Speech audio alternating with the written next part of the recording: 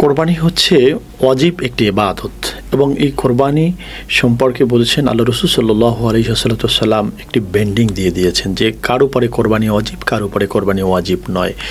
কোরবানি ওয়াজিব হচ্ছে 10ই জিলহজ সকাল থেকে 12ই জিলহজ সূর্য অস্ত পর্যন্ত যদি কারো নিকটে গচ্ছিত অর্থাৎ তার প্রয়োজনীয় ব্যতীত অর্থাৎ তার প্রয়োজন ছাড়া ওষুধ বা আসবাবপত্র ছাড়া যদি নেশাব পরিমাণ সম্পদের মালিক হয় তাহলে তাকে কোরবান করতে হবে। অর্থাৎ 7.5 তোলা স্বর্ণ অথবা 52 তোলা রৌপ্য সমপরিমাণ সম্পদের যদি তিনি মালিক হন তাকে কোরবান করতে হবে। হ্যাঁ, অবশ্যই মনে রাখতে হবে তাকে বালেগ হতে হবে, তাকে আকেল হতে হবে, তাকে সুস্থ মস্তিষ্কের লোক হতে হবে। আচ্ছা, ধন্যবাদ আপনাকে। এই নেশাব পরিমাণ যে সম্পদ থাকতে হবে সেই নেশাবের মেয়াদটা কীরকম সময় কাল পর্যন্ত তার থাকতে হবে?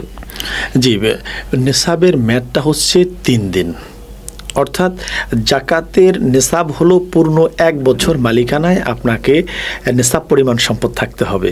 আর এই নেশাব পরিমাণ সম্পদ কোরবানির ব্যাপারে হচ্ছে যে যার উপরে সদকাতুল ফিতর ওয়াজিব, অর্থাৎ এই যে 3 দিন 10ই জিলহজ থেকে 12ই জিলহজ সূর্যাস্ত পর্যন্ত কারো নিকটে যদি এই নেশাব পরিমাণ সম্পদ থাকে তাকেই কোরবান করতে হবে।